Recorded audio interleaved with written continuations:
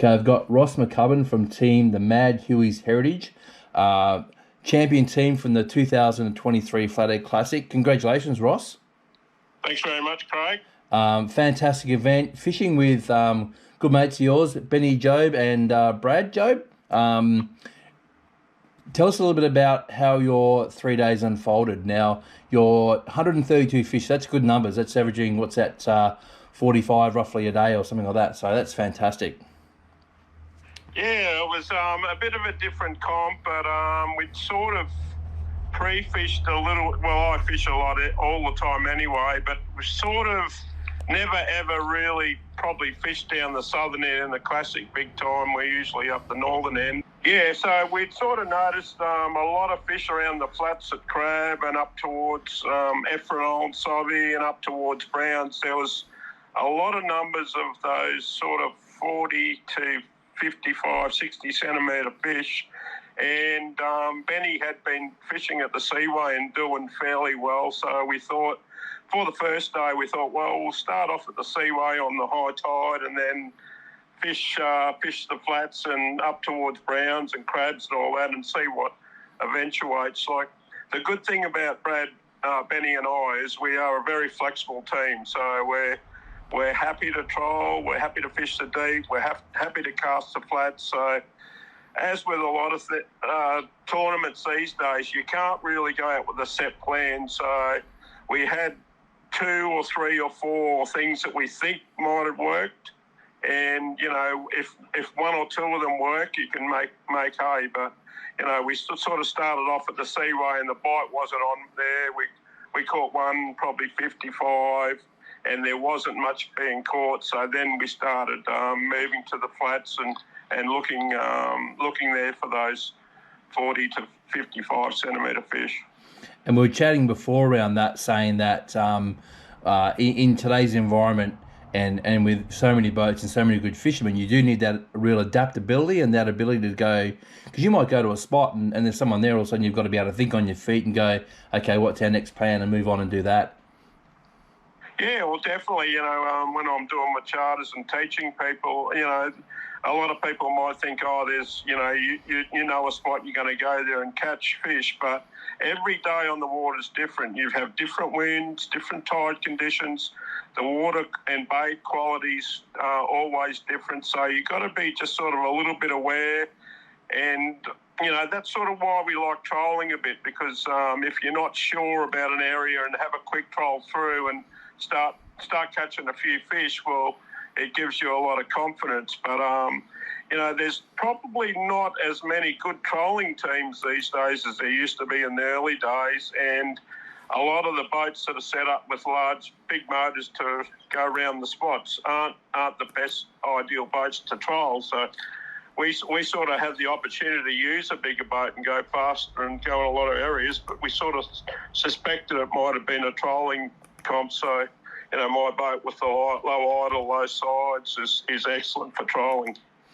Yeah, and it obviously it varies from year to year. I mean, obviously there's years when it's, you know, the fish are deep and those teams that can really excel or, you know, in that deep bite seem to clean up, and other years when it's a little more. This year seemed to be definitely a little more I guess not as defined in exactly what was going to work. Yeah, look, we've, you know, probably the last time we won with a fair bit of deep fishing around the pin. But these days, with that many good teams and that many people getting good at fishing in the deep, I think, there was 1 or 2 good sessions in the 2 weeks before the Flathead Classic where there was not bad numbers of fish in the deep, but generally it was just one here, one there, which you can waste a lot of time to get a 60 or 70 or 80, whereas you can be on the flats and getting, you know, a few 40s and a couple of 50s, and you'll have heaps more points than, you know, a few hours mucking around in the deep. So, yeah, but, you know, you never know what can happen. You know, I think Tyner and that had a bit of a good session at the Seaway in the deep on the last day. But as I said, I think these days it's more about being flexible, being able to read the water and being able to adapt and swap what you want to do and how you're fishing at any time. Absolutely. Now, I was reading your socials before, and I saw that you talked about the duo Ryuki spearheads as the predominant lure that you use for your trolling. Tell us a little bit about that lure and what it dives to, and do you impart any action, or how do you work that? Yeah, well, a lot of the fish were in the shallow or weedy areas, so when you're trolling, you got to sort of pick what depth you're going to fish. So we sort of thought, well, they were around 1.5 metres, so it's no use having a micro mullet or something that goes deep because you're going to continuously be getting weed off. So the duo has a nice tight little action, and you can fish it fairly long, and then when you're going over the weed bed, we hold our rod up high so it's not diving right into the weed. And this whole comp, it seemed to be a real subtle jigs, subtle, move the rod, or even, not even move it at all. I've noticed over the last couple of years that the radical jigging or radical jerking of your lure is probably, you catch fish when they're really on, but these days I think the fish more like a real subtle movement and with lots of scent on your lure. Talking about scent, the what's it called? The bait pop, brand new on the market. Tell us a little bit about that. Yeah, well, obviously my mate Robbie's importing it, and he took it up to the dams and Luke loved it, and the boys at Wilson love it. So I started using it, and I caught really, really good fish on it. I had other people in the boat using other scent, and you can never really know if it's better than other scents, but I'll be using it for now because it did work really, really good. And occasionally, when you were casting plastics, you wouldn't get a bite for 5 minutes, and then you'd rescent your lure and cast out and get a fish next cast, which it happened too often not to be a coincidence.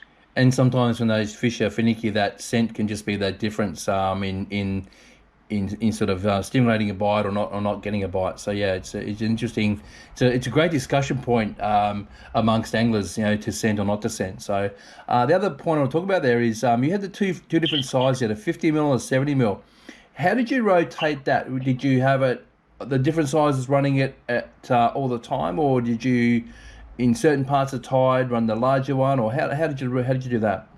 Okay, so the 70 mil one is probably a genuine 1.5 metre lure, and the other one's probably, more under a metre. So often if I'm three of us trolling, Benny and Brad will have the shallower ones long, and I'll use the deeper one in close. But it's just a matter of trying. Some days they'll take it good without your lure even being on the bottom. And if that's happening, it's easier because you're obviously not in the weed all the time and clearing your weed. But you've got to drive the boat right to the right depth, and then when you get a bite, do a lot of circles. And I've been with other people before, and they troll a straight up line, and then when they want to turn, pull their lines in, turn around and go. But we stagger our lures so you can turn while you're fishing, and often while you're turning is when you get a bite, because obviously your lures aren't going to be tracking right behind where the boat is. So the more and more you get into trolling, there's a lot more to it than just, throwing a couple of lures out. You've got to, target your depth. And then, I know Piggy, he was fishing a lot deeper water. He was fishing sort of that 8 to 10 foot with deeper lures, and he did well too. So there's all different things works, but you've got to work out your depth of your lures, how deep it's getting, and just, keep in that area on your sounder and where you're fishing. And run us through the gear you're using. So what weight rods and that do you like to use? Leaders, braid, all that kind of thing. Well, I'd sort of I'm a bit different. I just have two outfits. I have a fairly light outfit with 8-pound braid, a Voyager rod with a small 2000 ATC, 8-pound braid. I run 8-pound leader, but this time of the year I always use usually 15, a small 15 bite off on my light rod. And then my heavier rod, I use a short barrage with 14-pound braid. I use 12 braid with a 20 bite off, but I'm a massive believer in a little bit 6 inches of heavier line bite off, because you hear that many stories of people, we ran straight through 8 to get the bite, then we got a big one on to lose it. I don't honestly believe it's going to make a lot of difference if you have a small bit of 15. And when you get a big fish on the light braid, you're going to be there for a long time, and you always feel confident when you got, a bite off a leader on. We do work really well together, and Benny's predominantly the net man. Brad does all the stuff, entering the fish and all that, and I just fish. And Benny and Brad take my fish off. But it's important, very important, to have your skipper keeping you on the fish, especially when you're trolling, because at times there, when the bite was on the low tide, we'd have 6 or 7 fish in the boat at once. When you get a fish trolling, unhook it, you still got your other lines out, and you got to really, really make hay when they're biting. And, right in the middle of that storm, we had an epic bite where we just couldn't even get our lines in the water. We were getting that many fish. But that's a time where a great team can really, really, catch a lot of fish in a very short time. It sounds like a very well-oiled machine. Now, I'll hone in one point there. You've talked about you guys fishing for a very long time. Now, you are one of the originals of the Flathead Classic. If I can take you back to all those years ago, tell me a little bit of how the major changes we were talking before around nowadays is probably seriously 30 to 40 teams that can probably win a classic at any one time. Back then, maybe 10 or so. But some of the other, I guess, big changes you've seen over the year and how the classic has grown. Yeah, well, I'm sort of not really an original because, the Greens and the Jobs were fishing as families years and years and years ago. I probably only started fishing seriously 15 years ago with David and Green and Michael. And the first year I fished with them, we won, and we won 4 years in a row. And then Greenie went on to win another 2 years in a row after that. So 1 year at least. So he won 5 years in a row, which, really, realistically, I don't think that'll happen in this era, because there's that many good fishermen, and the fish are getting a bit harder to catch. So you're never ever going to go, to one spot and probably catch 30 fish and get enough points to win a classic. You have to, be flexible, look around, find where the fish are, and just pick them off here and there. Unless there's a storm happening and there's no one else around.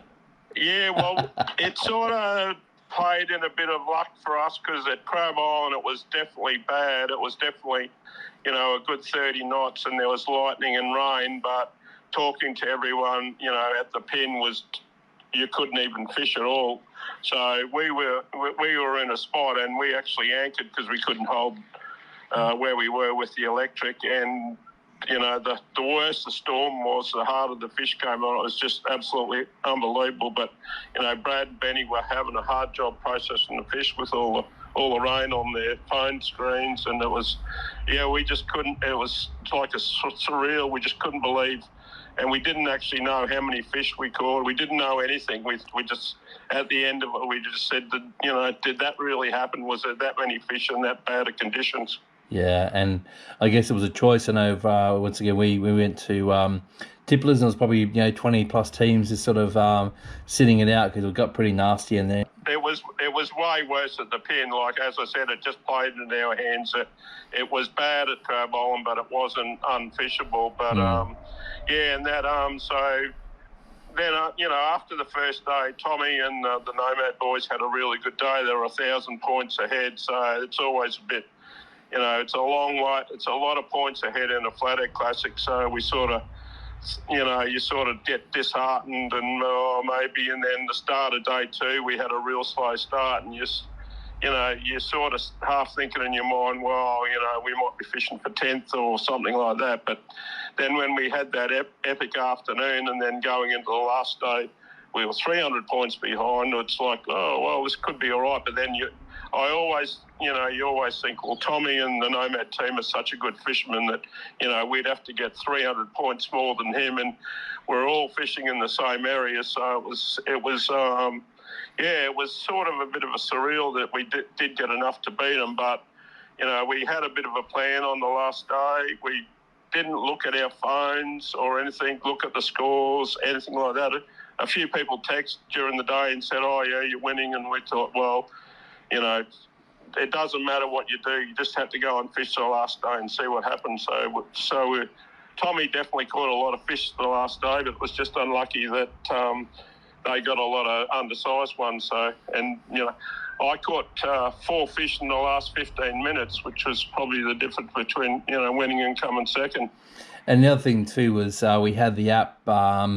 The way that works is, teams can go offline and submit at the end. So even I think we went dark. So the last score that anyone could really see was around about 11 o'clock. So there was 3 hours there where a lot happened, obviously, where no one really knew what was going on except for Tracy and her team, who had visibility at the scoreboard. And I got a bit of a look only about 15 minutes before we went on stage. It was very exciting, and it was great to see how close it was, and a really well fought battle over the 3 days. Yeah, look, obviously you're going to look at the thing, but we didn't hold back any fish. We just, as we were catching them, Brad was putting them in, and that's just the way we were. And whatever was going to happen was going to happen. You can definitely, I've been in big marlin tournaments. You can definitely get, deviate from your plan if you think someone else is doing something different than you're doing. But we had our plan, we stuck by it, and it was like it came through. Yeah, awesome. Well, I really appreciate the rundown on the Classic. Before I let you go, I want to have a quick chat. The other, obviously, series that we've been running this year is the Wilson Elite Series. Now, you guys qualified for that. Now, that's in 2 weeks' time. Back to a 5-fish format. So the 5 biggest fish will take that event out. How do you transition now from a Classic where you've sort of honed in, churning numbers, that kind of thing, to going back to find those biggest 5? How do you sort of change that around, and what will you do in your lead up? Yeah, well, it's a totally different ball game. Obviously, we'd be the absolute underdogs because we only got 1 fish in the 60 centimetres, and all the rest were under 60. So for a biggest 5 fish, we haven't got much form. But I have been catching a lot of big fish, but I think it's very difficult to target the big fish. Like, obviously in the final, like the first two rounds, it wasn't that important. All you had to do was make the 30. But in the grand final, well, obviously you want to bring out your A grade, and I believe that you'll want 5 60s at the absolute minimum, and you're definitely going to need some 80s, hopefully a 90 and some 80s and 70s. So there's no use probably, thinking, we'll get our 5 fish no matter what you are. I think you're just really going to have to go for break. But, seeing there's no massive deep bite, and, we saw some over 80s, and one maybe 90s got lost fishing close to us where we were crabbing the shallows. So there are big fish around, but it's definitely, what do you do about trying to just catch big fish is a very, very, very hard decision. Well, it's going to be a great event. Obviously, the 30 teams that are qualified will start and finish from the clubhouse. You'll go out for your 8.5, 9 hours, and then all come back, and then we'll reveal the winners. So that's going to be a fantastic event, and it's been great to see how well supported that series has been, and obviously, Wilson coming on board in such a big way, and the other sponsors helping out is just it's going to be a really great event, and see how it unfolds. Yeah, it'll be interesting. Like there's definitely a lot of fish around, and I'm tipping that probably the good big fish fishing is to come. So it might be, just perfect timing, just a bit before the full moon. There's a possibility that we might be going to see some really big bags. But like any type of event, it depends on the weather we've had before. It depends, if we get a heap of rain, what bait's around, what the water's like, and yeah. All to sort of wait and see how that unfolds. So, look, I thank you for your time. Really appreciate the catch up. It's a great insight to how you go about winning a Classic, I suppose, and putting that bag together over the 3 days. And I guess doing it with a couple of really good mates is a real bonus.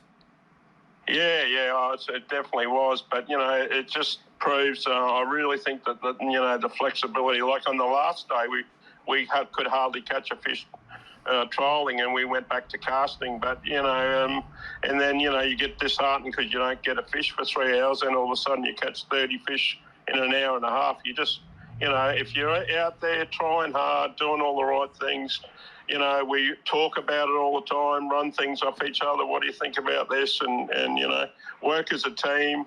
I drive the boat. Brad and Benny do all the other netting and recording and unhooking of the fish. It just, works like clockwork.